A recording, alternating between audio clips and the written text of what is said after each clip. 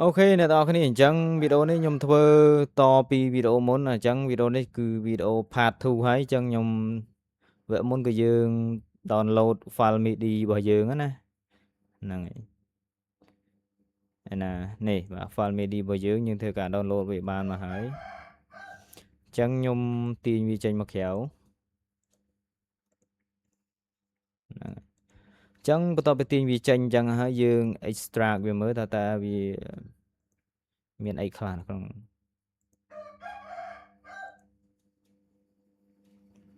ផ្លាច់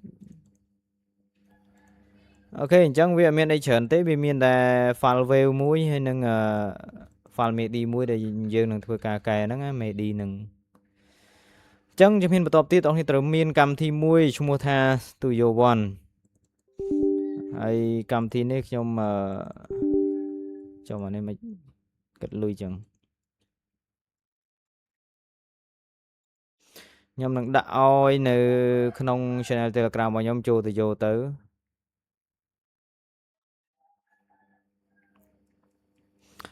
អូខេអញ្ចឹង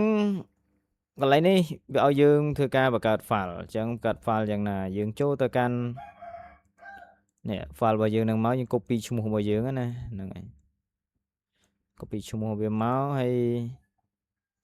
យើងបង្កើត project របស់យើងឲ្យមានរបៀបរៀបរយមកហើយយ៉ាអានេះមិនយើងបង្កើតឈ្មោះបង្កើតអីកុំឲ្យច្រឡំព្រោះអីកាលណាតែយើងធ្វើច្រើនទៅគឺវានឹងច្រឡំហើយយើងចូលទៅបង្កើត folder របស់យើងមួយមក folder ឈ្មោះអីនេះ folder ឈ្មោះថា running window នឹងមកហើយយើង select យក folder នឹងមកដើម្បីវាចូលណាហ្នឹងហើយអញ្ចឹងយើងចុច OK ផ្លាច់អញ្ចឹងមុននឹងយើងធ្វើការកែបទចម្រៀងនៅក្នុងនេះបានយើងទៅ detect tempo សិនថាបទ original របស់គេហ្នឹងគេ tempo ហ្មងដើម្បីដាក់ទៅកុំឲ្យខុសនេះយើងចូល website មួយឈ្មោះថា Song Key Finder ចុចលើវាផ្លាច់ហើយណា play មិញនេះ play របស់យើងយកអា file wave ហ្នឹងមកណាអា file mp3 យើងហ្នឹងទាញវាដាក់មកផ្លាច់138ជាប្រភេទបទញាក់បាត់ហើយប៉ុន្តែក្នុងនេះយើងមានពីររបៀបក្នុងការធ្វើបើសិនវា138បែបនេះយើងចែកវាជា2ណាចែកវាជា2ឥឡូវ138ចែកជា2វាស្មើនឹង16969ត្រូវអត់ចឹងកន្លែងនេះយើងដាក់ tempo វា69ផ្លាច់អូខេឃើញហើយណាអញ្ចឹងយើងទៅយកឧបករណ៍របស់យើង piano យើងមួយមកចូលកន្លែង instrument បាទយើងទៅយក piano នេះមកយើងទាញវាយកខ្វាច់មកដាក់ចេះមកនេះខ្វែងចោលយើងចុចវាមើលអូខេលឺអញ្ចឹងដើម្បីវាលឺព្រោះយើងបើក sustain វាចេះឃើញព្រោះហ៎ដើម្បីកុំឲ្យវាលឺងើងពេកយើងចុចបន្ថយអានេះតិចខ្វែងវាវិញមកបន្តមកទៀតឯណា file MIDI របស់យើងនេះ file MIDI យើង MIDI ដែលយើងត្រូវកែទាញដាក់ផ្លាច់ឃើញទេតែនេះដូចវែងដែរមើល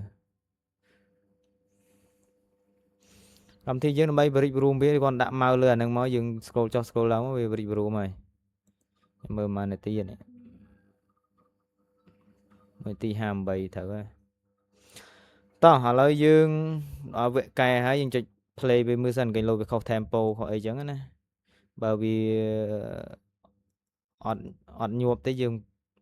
ទៅដាក់វា138វិញហើយចុច play មើលសិន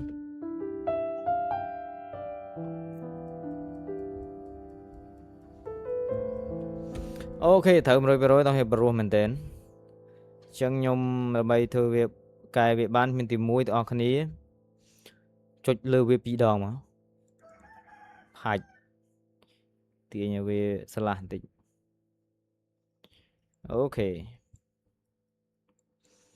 នេះអញ្ចឹងខ្ញុំចុច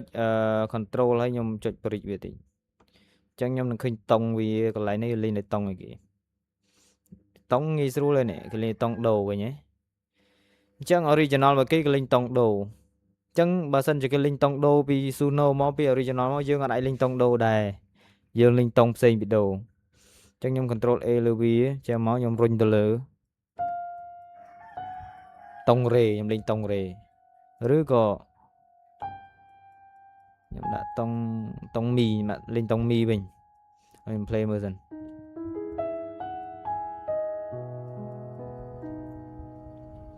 tông mì ở sau bro nhung linh tông rề thôi cho một con bánh rề nè rề thù dọ đi nâng rề đấy ok và bên này hai tuần hơi để dương tiên những đại màu tình chứ máu dương tiên này mà lơ cho tiền ok chẳng nhầm room về mình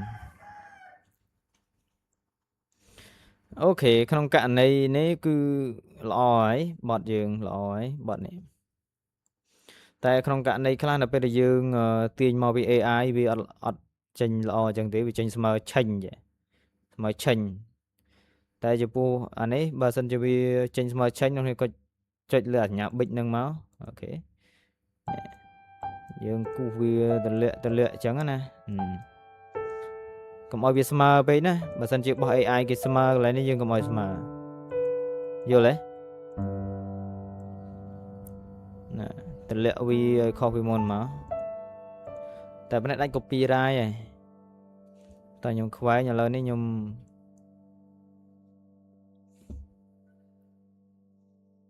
chạy play mà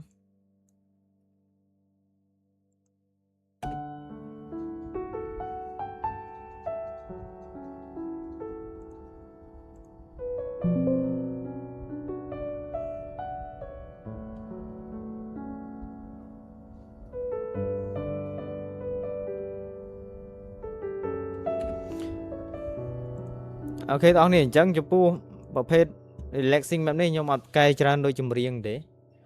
ចឹងខ្ញុំគ្រាន់តែដាក់ reverb វាបន្តិចចឹងចុចកន្លែង mixer ហ្នឹងមកអូខេចឹងខ្ញុំដាក់ reverb វាបន្តិច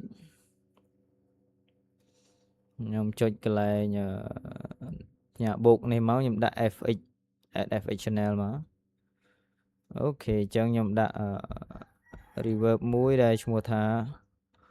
room reverb reverb sin នៅក្នុងនេះមកអត់មានពិបាកតឡើងអីទេអាយ៉ាមែនទេណា room reverb ណែចុះមកចាហ្នឹងវិញអូអាហ្នឹងឯតាត្រូវឯតាអេចង់វិញឥឡូវចាំមើលយើងដាក់ room reverb យើង play វាមិនដែរចឹងអ្វីដែលតគ្នាធ្វើមិនគិតអីច្រើនទេគាត់ធ្វើបន្ទប់រៀងធំជាងមុនមកនេះធំទៅខាងនេះធំទៅលើនេះធំទៅខាងបន្តិចមកបងស្ដាប់មើល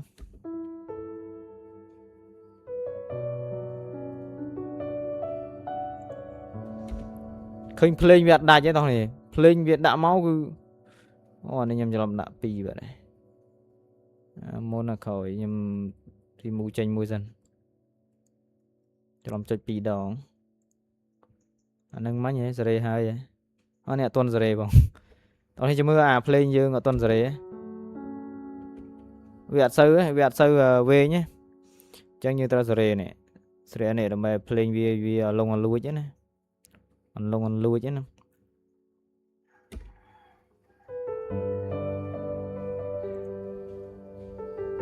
ខ្ញុំបិទ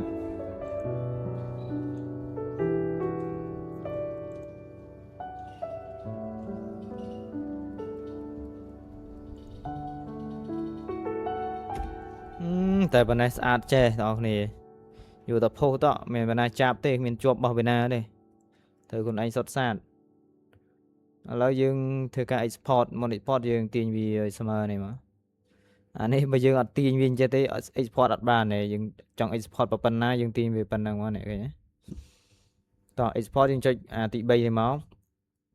session តែបើសិនជា version ទៀតវាដូចលោតពាក្យ song អញ្ចឹងយើងចុច export លេខនេះមកយើងចុច export mix down យើងដាក់ឈ្មោះ mix down មកយើងមកឈ្មោះអីអូខេ ហើយកន្លែងនេះគឺយើងយកជា file wave ណា file wave ហើយកន្លែងនេះដូចជាអត់មានពិបាកសេរីអីទេវាសេរីឲ្យអស់ហើយមកស្អាត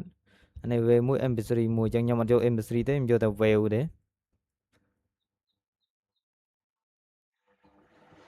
អូខេកន្លែងហ្នឹងដូចជាអត់មានអីកែទេអញ្ចឹងយើង export វាមក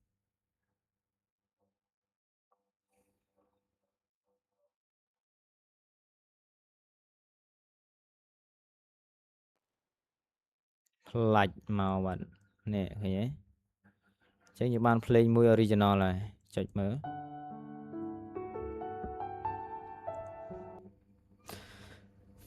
ចុចម្ដងទៀត